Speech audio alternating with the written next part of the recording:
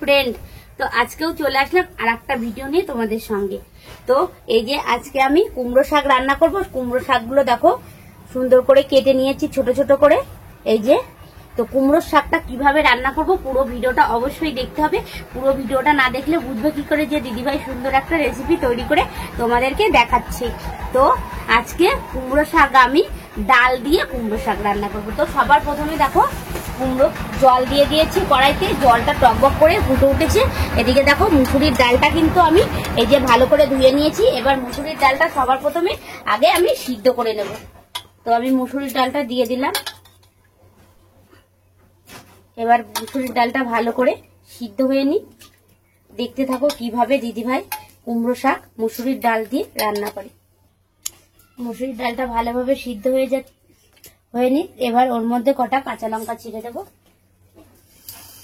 শাকে একটু লঙ্কা বেশি পরিমাণ দিতে হয়, ঝাল ঝাল হলে খেতে সেই টেস্টি হয়। তো এবার লঙ্কাটা দিয়ে দিলাম। লঙ্কা আর মুসুরির ডালটা আবার ভালোভাবে সিদ্ধ হয়ে নি। দেখতে থাকো। তো দেখো ডালটা ভালোভাবে আগে আমি সিদ্ধ করে নিয়েছি। এই যে এইবারে কেটে রাখা শাকটা আমি ডালের মধ্যে দিয়ে দেব।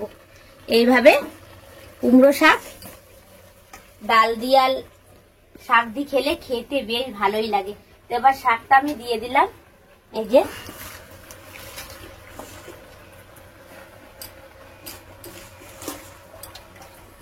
তোমরা চাইলে একটু ঝোল ঝোলও খেতে পারো, শুকনো শুকনো খেতে পারো, যেভাবে খাবে সেইভাবেই ভালো লাগবে। আর যেহেতু এখন কুমড়ো শাকটা একটু জল দিয়ে দিলাম পরিমাণ মতো। তো এবার আমি হলুদ দিয়ে দেব, পরিমাণ লবণ দিলাম,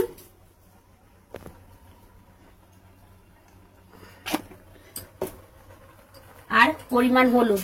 এখন যেহেতু কুমড়ো শাক লাউ শাক পাওয়া যায় মুসুরির ডাল দিয়ে এইভাবে রান্না করলে আমার তো খেতে বেশ ভালোই লাগে। এখন তোমাদের কেমন লাগে, তোমরা কারা কারা খাও এইভাবে আমার কমেন্ট বক্সে এসে জানিয়ে যাবে।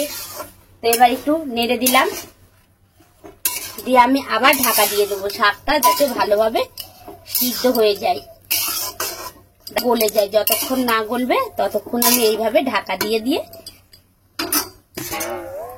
তো এবার আমি ঢাকা দিয়ে দেব যাতে তাড়াতাড়ি শাকটা সিদ্ধ হয়ে যাবে। তো দেখতে থাকো।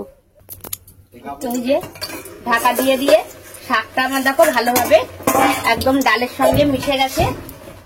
এবার আমি ফোড়ন দেবো। ডাটা শাক সব ভালোভাবে এই যে গলে গেছে। এবারে আমি ডালটা ফোড়ন দেবো। দেখতে থাকো। এইভাবে মুসুরির ডাল কুমড়ো শাক দিয়ে খেলে খুব ভালো লাগে। আর শোনা আজকে কিন্তু তুই খাবি, এটা আমি বলে দিলাম। তো এবার ফোড়ন দেবো। তো শাকটা গাবলার মধ্যে ঢেলে নিয়েছি। তো এবারে কড়াইটা ধুয়ে দেখো কড়াইটা বসিয়ে দিয়েছি। তো কড়াইটা আমার বেশ ভালোভাবে গরম হয়ে গেছে। এবার পরিমাণ মতন এই যে তেল দিয়ে দিলাম। শাকটা আমি ফোড়ন দেবো। ফোড়নটাই কিন্তু বেস্ট। তোমরা চাইলে সাদা তেলও ব্যবহার করতে পারো। আমি তো ফোড়ন দেবো যেহেতু ওর জন্য সর্ষের তেলটা দিলাম। সর্ষের তেলটা খেতে সেই স্বাদ, ওর জন্য সর্ষের তেল দিলাম। তো সবার প্রথমে তেলটা দিয়ে দিয়েছি। তেলটা দেখো ভালোভাবে গরম হয়ে গেছে। তো একটু আমি নেড়ে নিলাম। ধোয়া উঠছে মানে আমার তেলটা বেশ ভালোভাবে গরম হয়ে গেছে। তো এবারে আমি গোটা জিরে দেবো। এই যে গোটা জিরে তেলের পর দেবো। সবার প্রথমে দুটো শুকনো লঙ্কা 2 খণ্ড করে নিয়েছি। এবারে শুকনো লঙ্কা দিয়ে দিলাম।